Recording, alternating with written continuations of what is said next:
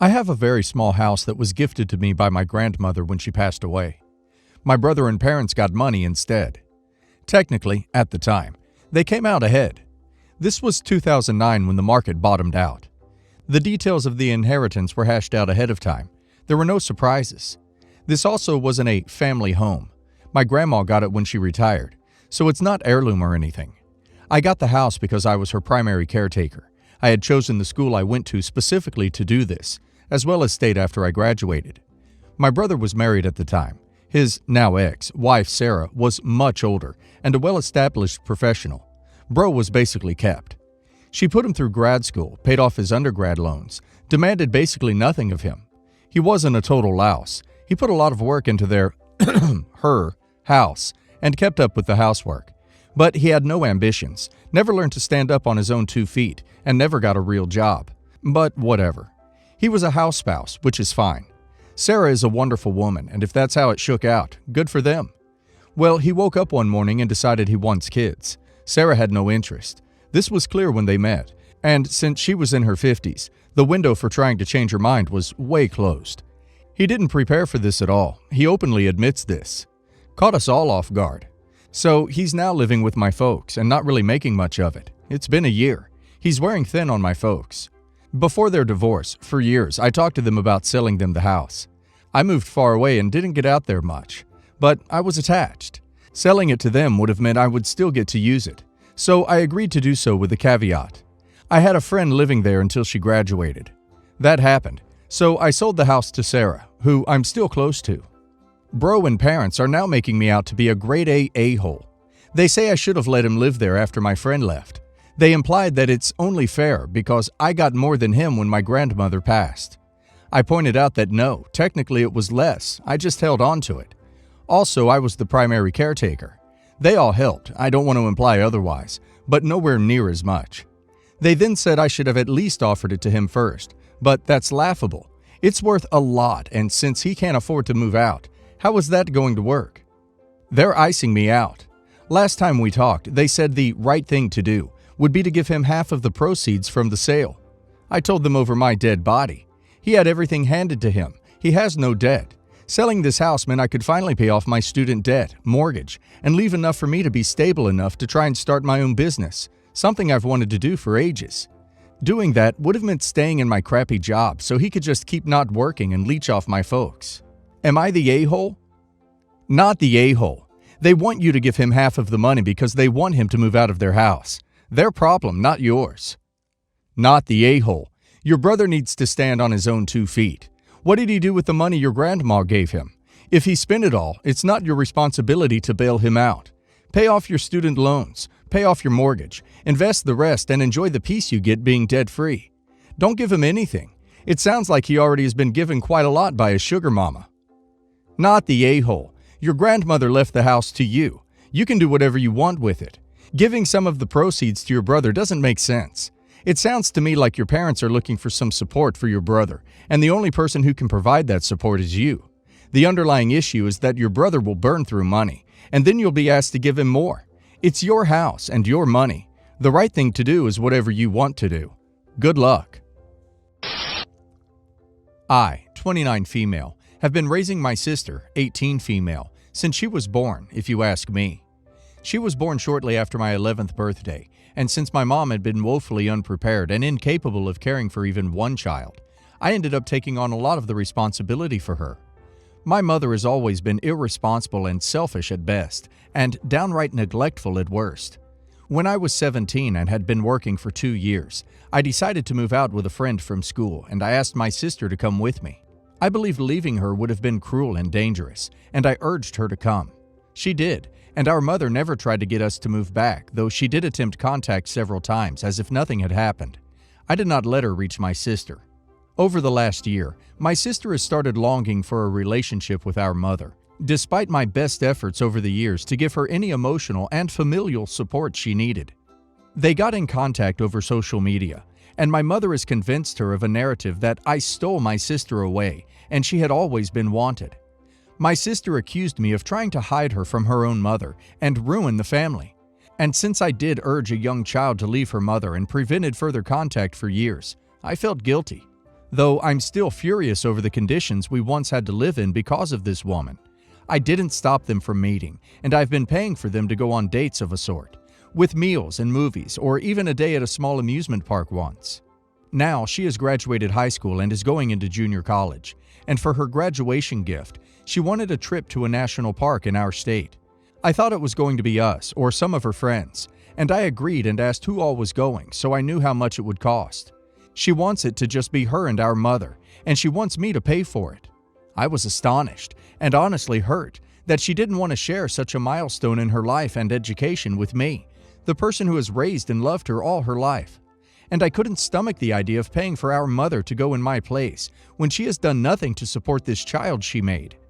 I agreed to pay for my sister's half so she could go, but I refused to keep putting money in the bottomless well that is our mother.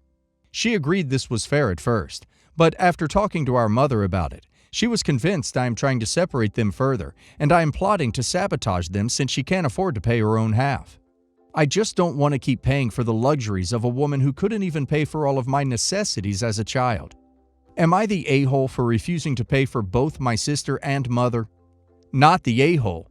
You offered to pay for your sister, so the argument that you are trying to separate them makes zero sense. If your mother wants to have this trip with your sister so badly, she can pay her own way. As for your sister, I fear she will have to learn a lesson the hard way that you have been the parent she needed this whole time, and your mother is not the person she wants her to be. Not the a-hole. Your sister is an adult and can now experience the joy of living with your mother. I suggest a gift of sending her to live with mom. My guess is it will take a week or two for reality to sink in. I, Jessica, female 25, have two sisters, Tammy, 32 female, and Rita, 38 female. I live at home with my parents, as per cultural norms. I have a full-time, work-from-home job, and make $56K a year. I don't really go out, and I don't have any expenses other than my phone bill. With the help of my mom's knowledge on investments, I've been able to save up quite a lot. I want to buy a house as an investment property. My parents supported this idea and said they would help me with it. Background info. My parents are well off. My dad retired early due to a medical issue and just recently went back to work, so Tammy can have some more money. My dad makes around $100K, and my mom works 2 jobs and makes about $45 to $50K. Rita is married and is doing very well in all aspects of life. Tammy is not. Her job is lower paying than mine, and her husband was unemployed for a long time. Tammy owns a house. My parents gave her $100 to $150K to help her out. My parents also buy her weekly groceries and wash her clothes for her. Tammy is going through IVF right now. It is expensive. Regarding the house, I found a cheap house in a good area. My dad 100% supports the idea and thinks it's great. He is willing to give me whatever I need to help me out to buy it. My mom is now on the fence. When we had a more serious discussion about it and told my parents how much I had in my bank account, things changed. Side note, we have always been very open with my parents of how much money we make and spend. My mom then asked me in private if I would be willing to give $20K to Tammy. She said to help her with IVF bills. I immediately said no. Tammy and I do not have a good relationship. She picked on me when I was a teenager. I'm civil to her but don't like her. Then she asked me if I would put Tammy's name on the house with mine. My parents would pay her half of the house, but when I sell it, she would get half. I refused because I know Tammy will want to sell it sooner than I want to, because she needs the money. I also want this to be something that's just mine. My mom and her siblings are calling me an a-hole for not allowing my sister to have half of the house. My dad refuses to comment. My eldest sister tells me to absolutely not go in with my sister, as it will cause issues later on. Am I the a-hole for refusing to give $20K to my sister, and also refusing to allow her to have half of the house? Not the a-hole. Holy moly, what entitlement! If Tammy is not in a decent paying job and her husband is just back working, hopefully, the last thing they should be doing is spending money on IVF. Don't they think a child is going to cost money? You are 100% right that you should not give her money or half your house. The eldest sister is right. Stick to your statement. Not the a-hole. Your older sister is giving you very good advice. They are also not doing your sister any favors by helping her out so much while she has a husband that doesn't have a job. Your sister already has a house.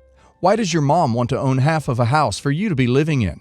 Get the house on your own, and I wouldn't be sharing how much money you have anymore, since it looks like your mom sees your money as another bank to loan money to your sister. Not the a-hole. Why in the world would you give your sister half of your house when she already has one of her own?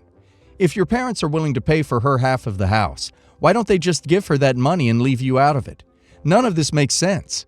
Putting her name on the house doesn't get her any money now, so it's not really helping her at all. Because it's a nicer area, we can sell it in a couple of years for a bigger profit. In the meantime, rent it out. They know if I sell it, even in 2 or 3 years, we'll get a profit from it. I have an older brother who I've been estranged with for a long time. Not even sure where or if he lives at this point. Don't really care. Apparently, when he was in his mid-20s, he sold some sperm to a clinic for easy cash. We know this because his spawn, Jake, 23 male, recently tracked my family down after taking one of those DNA tests.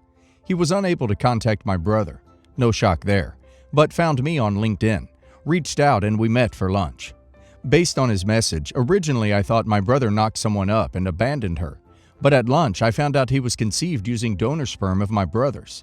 He does look a lot like my brother did when we were younger, but based on his origination, I don't really feel any sort of familial bond if I'm being honest. I have my own family that I care about deeply, and I really don't need much more. I guess Jake is feeling somewhat of an identity crisis from not knowing where he came from, so he wanted to meet. When I met with him, I told him I would, though I feel weird about it. I did feel I should at least meet him to share the very limited info I know about family medical history. Luckily, we're pretty healthy, but I have had some extended relatives diagnosed with cancer in the last few years. So I told him that, but it was clear he wanted more. He asked about my weekend plans, and I told him I was on Easter duty and hosting an event with friends and family. He asked if he could come, meet the kids, and some other relatives. I told him, sorry, but that's too weird. I have no ethical qualms with sperm donation, IVF, or any of that, but I feel like it makes a difference that he was created that way. So I told him no, and that I don't want to pursue another meeting with him. He seemed upset, but left with no incident. Then, lately, he's reached out again, telling me that I'm treating him like crap when we are technically family. I told him no again. He wouldn't stop pushing, so I told him I don't consider him family whatsoever, that I was blocking him, and if he reached out again, I would speak to my attorney about a restraining order. My wife thinks I was too harsh to say those words, but agrees we shouldn't maintain contact. It'd be weird to have him meet our kids given the situation. My friend, however, says I'm being kind of an a-hole because Jake is clearly having an identity crisis, and I'm in a position to help. I have mixed feelings on that. I mean, not the a-hole for not feeling like he was your family because genetically he is, but he was raised with another family. I think the way you've worded this post is a bit a-hole because it comes across as very condescending and very judgmental as to how he was born. Not the a-hole, and I think these DNA tests are really messing up the whole thing of donating sperm or eggs. You should be able to donate completely anonymously. Not the a-hole for not wanting a relationship, but yes, the a-hole for how you handled things. If you had zero interest in a relationship with Jake, you probably shouldn't have agreed to meet with him. It definitely sends the wrong message. And telling him to his face that you and zero of your family will ever have a relationship with him is pretty harsh. You could have just sent him medical info over email and let him know you prefer not to meet. Generally, you made this much harsher than it ever needed to be. Secondly, do you speak for your entire family? Of course you don't need to have a relationship with Jake, but some of your extended family very well may be interested in meeting him. It doesn't seem at all like you gave the rest of your family that choice. Based on the way you describe the situation, it does sound like you made no effort to be friendly or mince your words. So I'd say your wife's and friends' view on the situation is probably correct. You should ask your family if they wanted contact, pass along his personal contact info, and just personally block him rather than threaten him with a restraining order. My stepsister, and I use that term only to make this post easier to explain, is a single mom to a 2-year-old. She started a GoFundMe to help take her ex to court and make a better life for herself and her kid after his disappearing act made it impossible to get anything out of him. She's had a couple of people donate to her cause, but not a lot. I never donated. I have no intention of donating, and I'm hearing all about it from my mom and her husband, stepsister's dad, as well as my stepsister and her grandma. She and I have never been sisters. I kind of liked the idea early into my mom's marriage, but she is a crappy person. She uses people, but otherwise has no interest, unless you are one of the select few.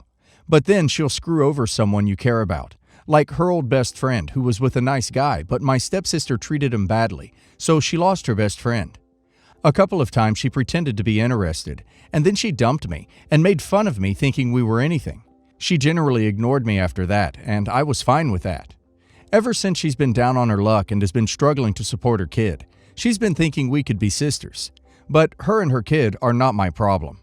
My refusal to donate to her campaign is making me a target. She asked how I don't care about her kid, that I'm an aunt. My mom told me that we might not have been close before, but we are family, and no matter what she's done, don't I want the best for her child? I said I really don't think about her child, that her child is no different than any other struggling child for me. The conflict has become worse since her campaign has gained no added funds in a while, and she's close to taking it down. Am I the a-hole? Not the a-hole. Your family members are trying to guilt you into offering financial support to someone you have no interest in helping. If you give in once, the requests will never end. Tell them charity is an individual's choice, and if they choose to, they can donate more money. Not the a-hole. Your stepsister and her child are not your responsibility at all. Plus, GoFundMe takes a cut of all donations, so if you really want to donate, then giving directly to her would be a better option. Not that I recommend that. If anything, if you want to help the child, give your niece things she may need or want, but don't give money to the mom, as who knows how she'd really spend it. And again, it's not your responsibility.